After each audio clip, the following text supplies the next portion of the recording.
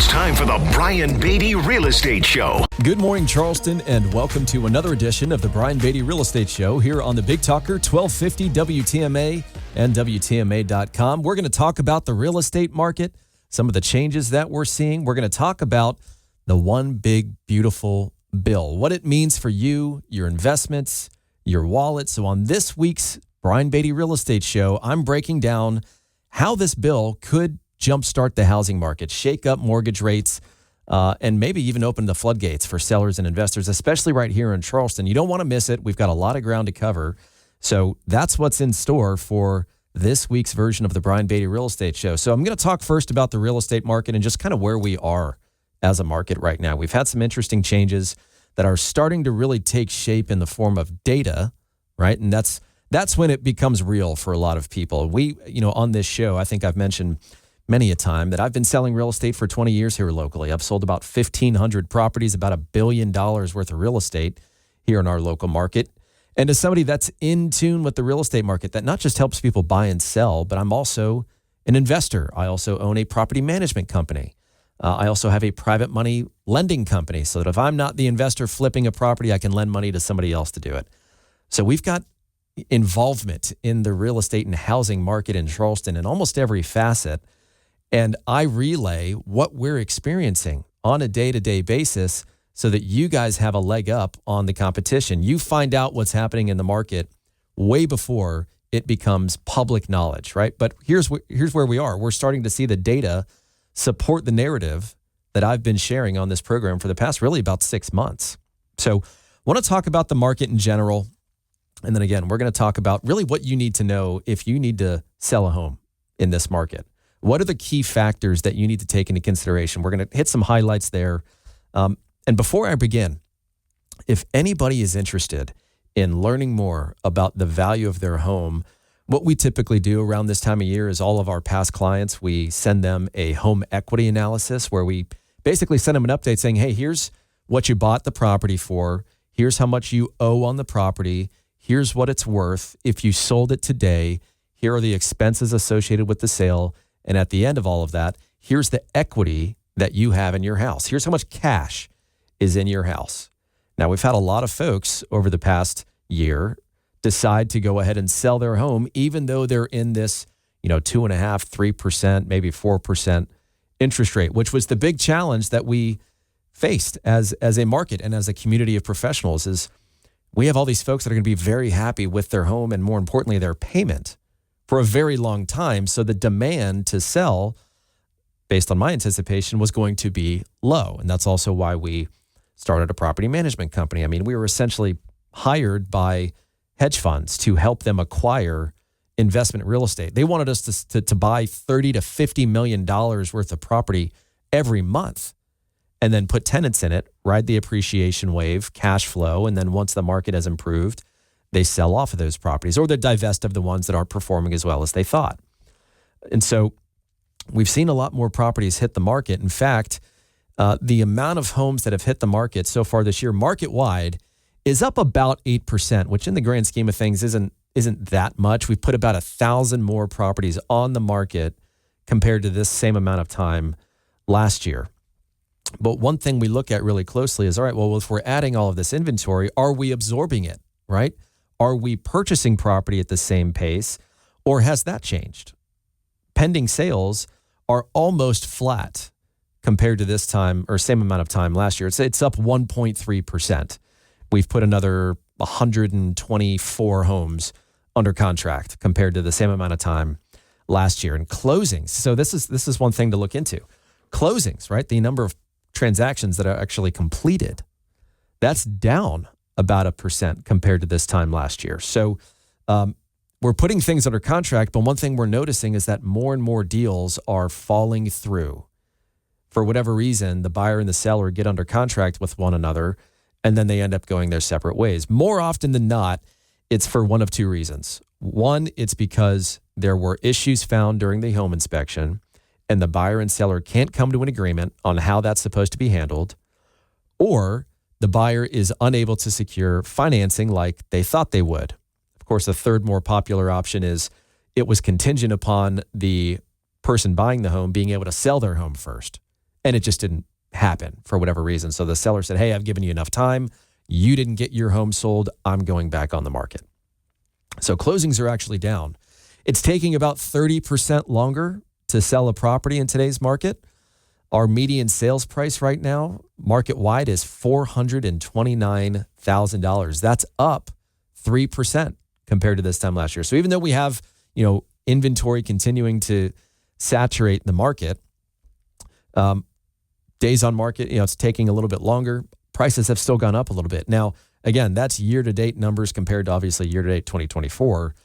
And what we're seeing right now is a little bit different.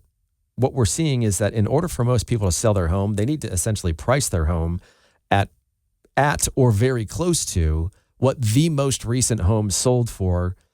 And then, of course, you take into account something we call adjustments, right? We adjust the value of the home we're going to be selling based on the condition of the home or the upgrades or lack thereof or location or size or all the factors that an appraiser would take into consideration when determining here's the value of your home, right? Real estate agents should be able to do the same thing. And obviously, when you've sold 1,500 properties, you have a good idea of what those individual adjustments are, which is why we price our homes correctly.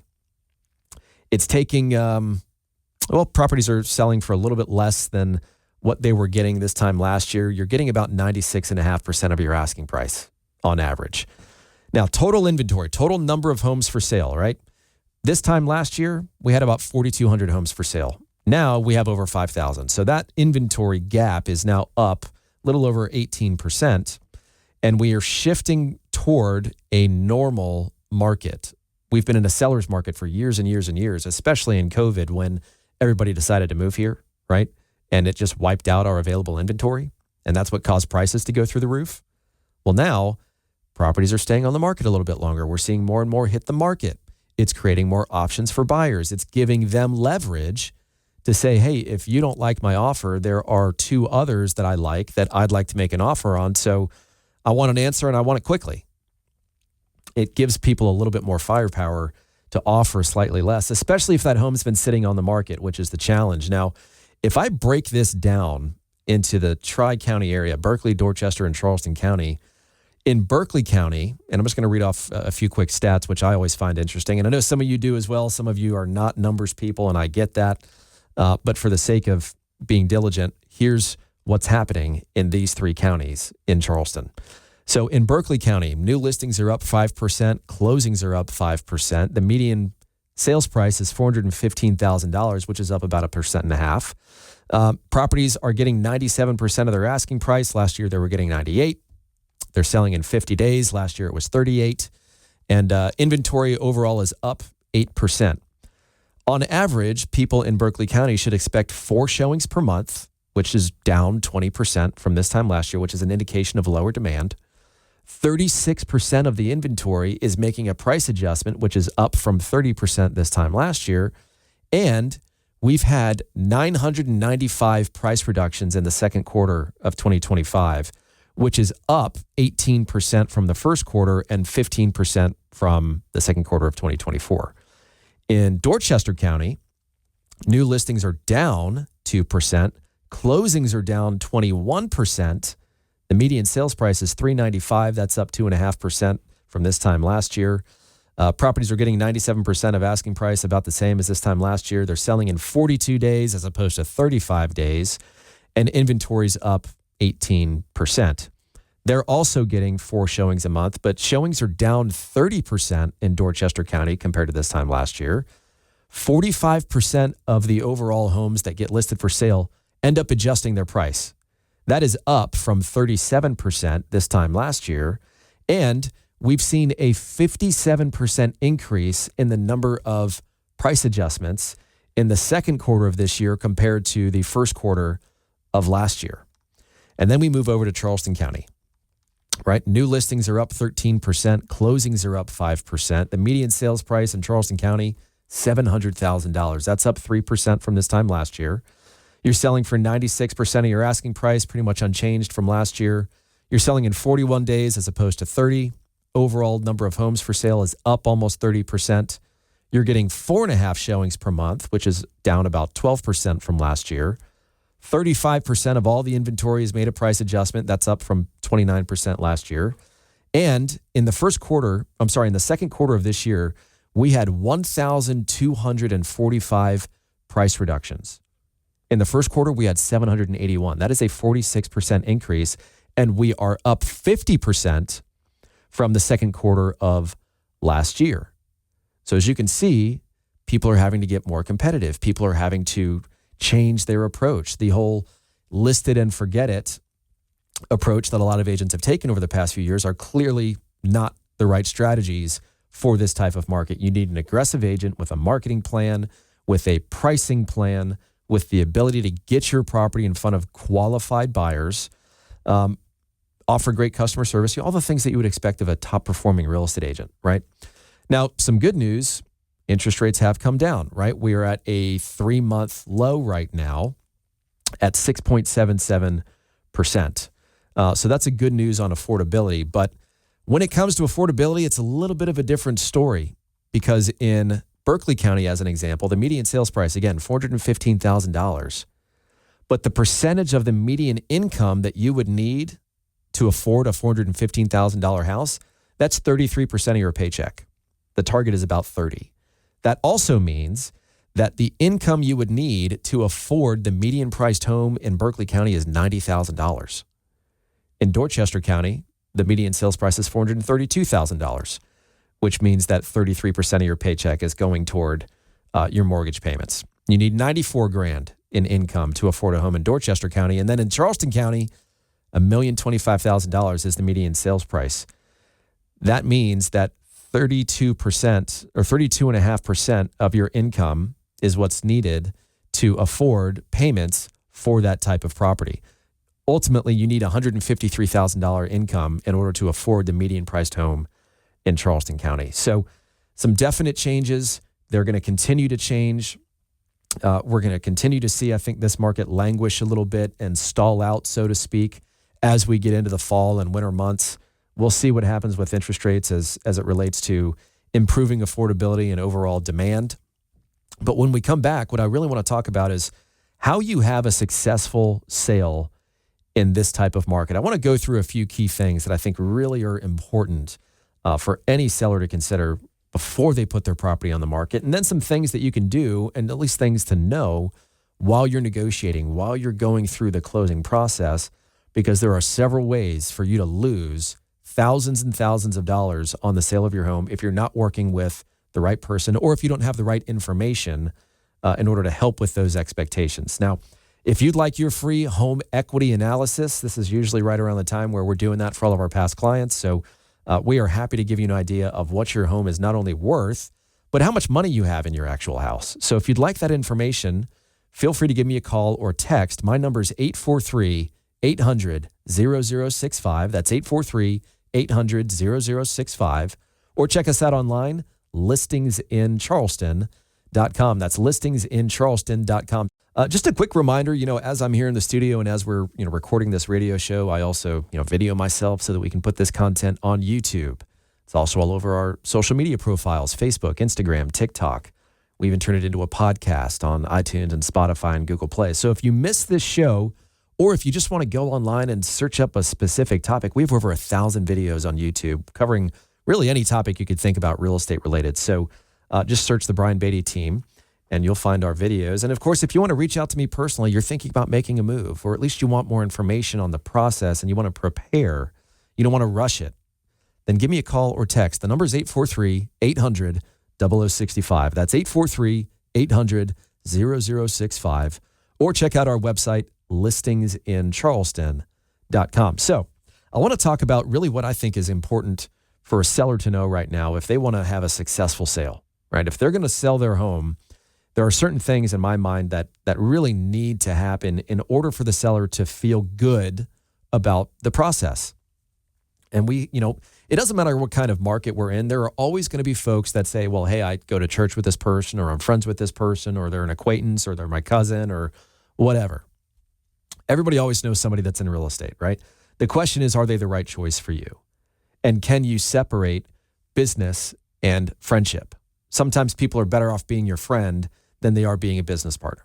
And frankly, that's what a real estate agent is, right? We are a consultant for you and a salesperson to everybody else because we're trying to accomplish your goal, right? We want to sell your home for the most money in the least amount of time with the least amount of hassle to you. And at the end of the day, our job is to accomplish your goal. So the first step is choosing the right agent and making sure that agent really understands what you're trying to accomplish and what happens if things don't go according to plan. Are there important things that we need to know about your timeline and about the process that we need to incorporate into our plan? Now, I've written a guide personally. It's close to 50 pages. It's called The Most Comprehensive Home Seller Guide in Charleston. I didn't just chat GPT a guide. This is me writing down what has helped me sell 1,500 homes in this market, and I give it away for free to my listeners. So if you want a copy of The Most Comprehensive Home Seller Guide in Charleston, all you have to do is text the word guide to 843-800-0065. Text the word guide to 843-800-0065, and I'll send you a free copy. One of the chapters in there is interviewing the agent and talking about things like accountability and performance-based measures. That's missing in a lot of real estate contracts because, and that's frankly a fear that a lot of sellers have, is they have an agent come by the house. They've done a great job with their presentation, right? They're really good at presenting why you should hire them. And then you're on the market and 2 weeks goes by, a month goes by, 2 months goes by, 3 months goes by, and you just feel like you're not gaining any ground. You're not getting any traction. You're not getting the attention it deserves. Maybe that agent's better at presenting than they are selling. And that's a reality. So you need to have performance-based measures in that contract. Like as an example, for us, we can do a myriad of things. We have a communication guarantee that says that we will be in touch with you every week from the time you list until the time you sell. And if we don't, you can fire us. To take that a step further, we have an easy exit guarantee, which says that if at any point in time you want to take your home off the market, you decide to keep it, you decide to rent it, you decide we're the worst real estate agents on planet Earth, whatever the decision or the reason is, we'll let you out of your agreement. That also just lets you know that, hey, we have to continuously earn your business, not just give you a good pitch, right? We've got to walk the walk. And if we don't, we're going to get fired, as it should be, right? You need to find the right person for your property. We can also do a sliding scale of commission. If it sells for this much, this is how much we'll earn. If it sells for this much, this is how much we'll earn. And that is something that most agents, almost all agents, wouldn't even consider, considering the fact that one of the most popular tactics real estate agents use to get you to agree to hire them is to tell you a price that's higher than what that home will actually sell for. In our industry, we call it buying a listing, right? Let's make you feel good about your listing price so that you hire us rather than looking at our plan, looking at the data and determining whether or not the asking price is substantiated or not. I mean, anybody can ask whatever they want for their house, but selling it at that price is a totally different story. So that's why when we're talking about price, and we've talked about this on this show, the difference between pricing your home correctly and incorrectly can mean thousands, tens of thousands, sometimes hundreds of thousands of dollars if the property is worth enough in lost opportunity. Because even now, even in this market, which is a little shaky, and by shaky, I mean just normal, right? We're back to the days of it's probably going to take, a month or two for you to sell your house, maybe a little bit longer if you have a specialty type property. But the properties that do not have to take a price reduction are selling for 100% of their asking price in a week. The ones that have to take price reductions are selling in like 10 times the amount of time. I think it's actually 11. You go from selling in a week to over 100 days. So it's actually more than that. And they're getting 93% of their asking price. So what happens, of course, when your property sits on the market unnecessarily is people begin to wonder why. And they use it as an opportunity to negotiate. And believe me, buyers have been waiting for an opportunity to beat a seller up on their price for years and years and years. But the market hasn't really supported it because there hasn't been hardly anything for sale, right? We've had major inventory issues because everybody and their brother moved to Charleston when COVID hit. So now that inventory is building back up, buyers are getting a little more aggressive with their offers because they have the ability to. They have the ability to say, hey, I have options now. And I'm not married to your specific house, and I'm certainly not going to overpay for it. You might find somebody every once in a while that overpays for a property if they really love it and it's perfect. But that's luck-based. That's not really market data driven, right? So pricing your home correctly and looking at the 3 different strategies that you can use to price your home. I talk about aspirational pricing, which is essentially what is the absolute most we could ask for your house and still get attention, still get activity, right? No one wants to price their home so high that no one comes and sees it, right? That's counterproductive. So you've got aspirational based pricing. What's the most we could ask but still get activity? Understanding there's going to be some negotiations. Then you've also got something like event-based pricing, which is where you intentionally price the property a little bit less than what it's worth and you generate a bidding war, right? In markets that are really hot, it's a great strategy because the market really won't let you undersell the property. A bunch of people are going to see it. You're going to give yourself some time to review offers. You're going to get a bunch of people to compete against each other. And more often than not, it actually sells for more than what it's worth because you find that one person that becomes emotionally invested in the property, which is what we're after. When the market starts to flatline, when there's not as much demand. I mean, I was telling you earlier that in most areas, showing activity is down 20, 25, 30% compared to this time last year. I would not suggest event-based pricing unless somebody was in a rush to sell and they're okay with the risk associated with that because there's no guarantee that you're going to have a multiple offer situation in a market that's kind of languishing. And then you've got the third option, which is most people, which is just market-based pricing. What is it actually worth on paper? What have other properties sold for? Let's look at the most recent sales first. First, 90 days back, then we can go 6 months back if we need to. If we go a year back, we have to understand that the market then is a lot different than it is now. All of these things, including the properties we select, need to be adjusted for, right? We have to adjust for the timing of the market, the demand of the market, the supply of the market at that point in time. We have to look at the condition and the upgrades and the location and all the things that those homes have that yours don't and vice versa to ultimately arrive at what that property is actually worth or what we anticipate a buyer paying for that home given historical data, right? Then you've got the agent that is going to, marketing is just a whole show in and of itself. And I could really get lost on this topic, but let me just tell you very quickly that when you list with a real estate agent and you put your home in the MLS, it syndicates, right? It gets shared on all of these websites, Zillow, Trulia, Realtor.com, Redfin, every agent's website, every brokerage's website, you name it, it's out there, right? It's through a syndication agreement the MLS has with another website to broadcast that information. All that is putting a poster up on the wall, right? The agents that are really good at marketing understand how to take your property and identify the types of people that will most likely buy it and then market to those people directly, right? It's called proactive marketing. We create dozens of targeted ads for our listings that we promote to buyers using demographic, geographic, and behavioral data. And that's how we're getting a lot of showings on our listings. That's how we're building demand. That's why we show our own homes a lot. That's how we're able to sell dozens of properties before they even hit the market because of this backlog of buyers we have from all the other marketing we've done. Marketing in and of itself, again, it's a totally different, well, not different, but it's a topic that I could talk about an entire show on. But you need to find somebody that is proactively marketing your house. You, as the seller, should ask the question, what are you going to do specifically to find buyers for my house? And if they can't answer that question, then interview other agents. Find somebody that knows how to and that has the budget to. That's an important one too.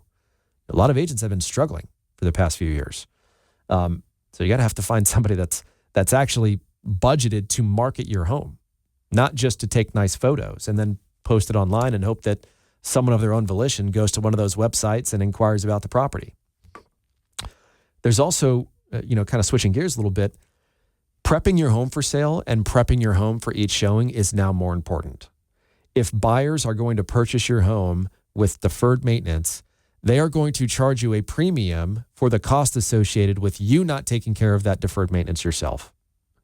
We also have issues like having to replace a roof. Even if it's not leaking, to satisfy the insurance company. There's a lot that goes into that. And so it's going to depend on the condition of your home and the type of buyers we want to market your home to, right? Anybody that's getting an FHA or VA mortgage, a government-backed mortgage, they're going to have stipulations with regard to the condition of the property. So if you can make a few small repairs, it then opens you up to market to anybody that wants to get a mortgage or, of course, pay cash. But if there's some deferred maintenance and an FHA or VA loan will not allow those issues to be present in the home, well, then you've cut off a large portion of your potential buyer pool. Something to take into account. I think also it's important right now to be open-minded and react to market feedback, right? We look at that in the form of the number of showings we get every month, the feedback that we're getting from those agents as to why they chose not to make an offer. And then if we are getting recurring messages, we adjust accordingly. The challenge with that is that most agents, when they show property, are supposed to provide the seller or the listing agent rather with feedback, right? Well, like, what'd you think about the house? How are we priced? Are they going to make an offer? If not, why? And it's part of our job basically to chase these agents down and get feedback, because I'd say 1 in every 4 agents leave feedback proactively. So I actually have a person in my office that one of her jobs is just to chase down agents and figure out what in the world they thought about the property, and then determine, is that the buyer's feedback or is that the agent's feedback? And how do we relay that to the seller in an effective way, take that into consideration, and maybe reposition the home if needed. And in line with that comes just salesmanship. We need to be doing the best we can to produce an offer, an opportunity for the buyer and seller to negotiate. And most agents are so hands-off with their business. It's so automated at this point that they're not talking to people or agents before they show the property, and they're not calling them afterwards, because we've got a service that schedules the showings, and that same service sends a feedback request. So more often than not, the listing agent isn't even talking to the agents that are going and showing the homes before or after the showing. That's a harsh reality for a lot of folks that might be listening. Again, you've got to put in the work. In line with that, you've got to negotiate a great deal. And there are multiple opportunities as you're selling your home for a buyer to beat you up. And some of it you might not even realize. That's part of why I wrote that guide, because I talk about all the different ways that you can win or lose money throughout the entire process of selling a home. Going all the way to, preparations to getting the home ready for sale, to negotiations, to negotiating commission, to negotiating price, to negotiating terms, repairs. All of these things can be the difference if you're working with the right agent or not in winning or losing money. And just communicating with your agent, I think, is the last one that I want to mention really quickly in terms of what it takes to have an effective, efficient, successful sale, profitable sale in this market, is you and the agent have to be on the same page, right? And sometimes that means having tough conversations, us with our sellers at times and sellers with agents at times, hold those agents accountable to what they said they were going to do, and ensure that your agreement allows you to get out of it if they are not walking the walk. So in my mind, that's what it takes right now to successfully sell a home in our market. If you want to reach out to me and learn more about, our menu of options with regard to commission, different commission percentages, some of the other incentives that we have, like if you buy and sell with us, we'll move you for free, and a bunch of others. It just depends on your situation. I'd love the opportunity to share that with you. My number is 843-800-0065, which you can call or text 843-800-0065. Or if you want, just text me the word guide, GUIDE, and I will send you a copy of the most comprehensive home seller guide in Charleston. Just text the word guide to 843-800-0065. So you've probably heard it in the headlines, the one big, beautiful bill. And no, it's not just a catchy campaign phrase. This is, Trump's flagship tax and economic reform proposal, right? And so there's a lot that's going on with this. We're going to kind of break it down for you fairly simply. No politics, just real estate and the impact to real estate as it relates to this bill. So that's what we're going to talk about here in the next few minutes. Now, again, if you want to reach out to me, you're thinking of buying, selling, investing in real estate, maybe you have a property you'd like for us to manage for you through our property management company. We'd love the opportunity to earn your business. I can be reached at 843-800-0065. That's 843-800-0065. Or check us out online, listingsincharleston.com. So let's get into this, right? So for buyers, we're talking about affordability. We're talking about incentives. And I think an overall just cautious optimism, right? The bill includes expanded tax cuts for the middle class, right? It's going to aim to bring down inflation even further, which in theory would help tame mortgage rates, right? We're going to see more pressure, I think, on the Fed to keep those rates down, bring them down in response to that pro-growth, economic policy. And ultimately, what happens if rates do come down? If mortgage rates do come down, obviously we're going to have an increase in affordability, which we've been waiting for a long time. What might happen as a result of that is we'll see more buyers enter the market, right? That's the plan. That's the goal, is to get some of these folks, especially the first-time home buyer pool, out of their parents' home and into the home that they can afford themselves, right? But if that happens, what might happen, of course, is an increase in competition, which might actually push prices a little bit higher again. We'll see. There's talk of expanded tax benefits for married couples that are filing jointly, which could leave some folks with some more disposable home income for a home purchase. If you're a buyer, I think the window to lock in a lower rate before the market gets flooded again could come a little faster than you think. So there's, you're going to want to try and time that pretty well. The idea, of course, would be to start the process, work with an agent, understand what to look for, have that agent, the more time, honestly, that I have when I'm working with a buyer to find them something to purchase, the more I can get creative in finding them something that no one else knows about, right? It's called an off-market property.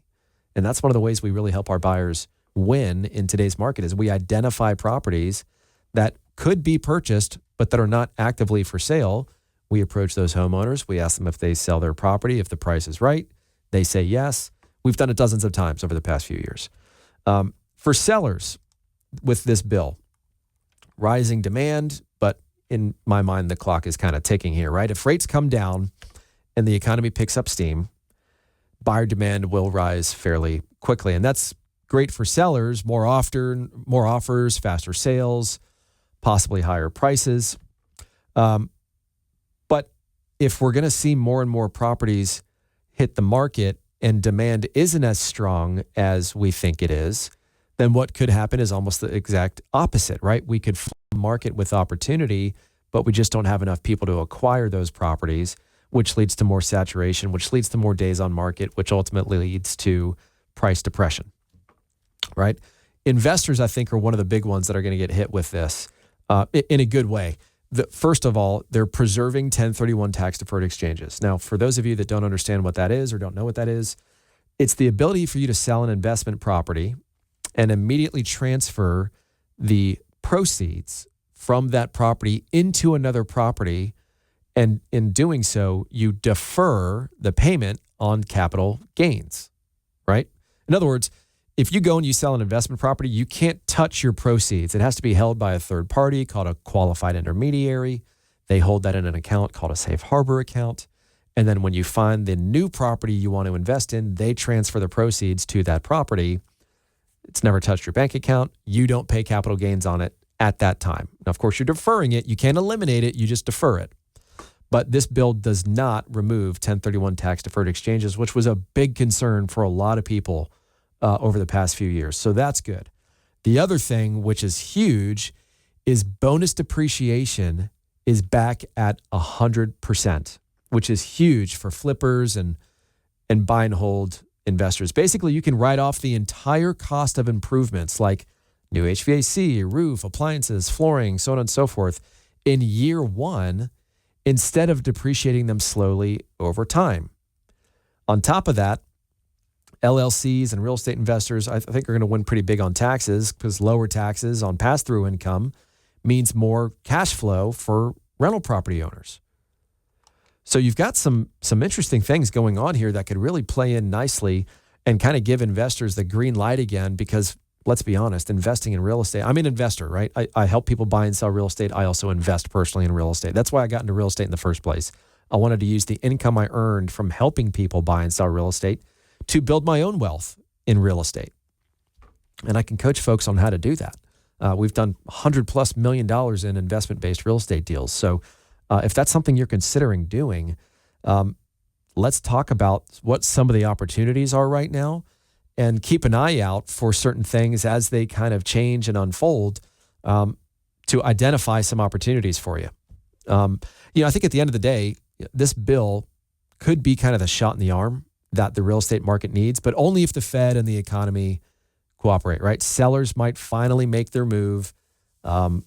Buyers could get some much needed relief on rates, and investors just got a green light to play offense again. So we'll see how this impacts the market.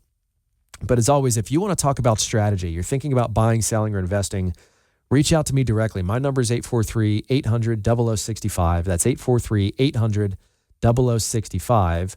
Or check out our website, listingsincharleston.com. That's listingsincharleston.com.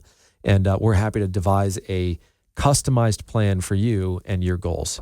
I want to finish this show by just maybe telling you a little story, right? So I come from a real estate family.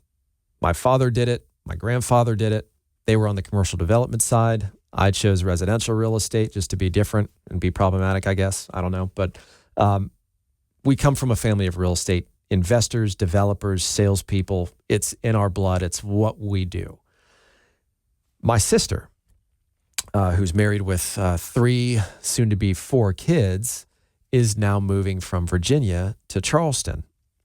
And it's even for someone like her who's been exposed to an unbelievable amount of knowledge and experience on the real estate side, they still have general questions about the process of selling a home and moving to a different state. And some of the questions that she asked, I thought would just make for some good radio content because, again, it just goes to show that you need to really talk with somebody that understands what they're doing. So, like, as an example, they're about to put their townhouse up on the market for sale in Virginia. And, everything's been moving fairly quickly for them. So they heard of a real estate agent that sold a home in their neighborhood for a lot more than what homes usually sell for. And so they decided to call that agent and interview them. And, everything that she said seemed to be making sense. They asked what they should do to the property, and the listing agent said, well, what is your goal? Do you want to sell as quickly as possible, or do you want to sell for the most money possible? And of course, the answer was both, right? That's what everybody wants. They want to sell for the most money in the least amount of time. She said, well, if you really want to improve your home's value, then you need to replace your HVAC. You need to paint the whole property. You need to replace your flooring here. You need to do this, that, and the other, right? We're talking like $30,000, $40,000 worth of repairs. And so my question to my sister was, what was the difference in value between as is and then post-renovation value? That wasn't shared. That's an important thing to understand if you're trying to determine whether it makes sense to spend money to improve your property, right? You want to make money. Now, not everything you spend your money on is going to help you sell it for more money. It might help it sell faster, right? Which time is money. But that was an interesting scenario in that there was no discussion about, well, here's what it's worth right now in its current condition. If you choose to do these things, this is about how much it should cost, and this is about how much your home should be worth after you do those things. That wasn't provided. Red flag. We also talked about how she's going to market the property.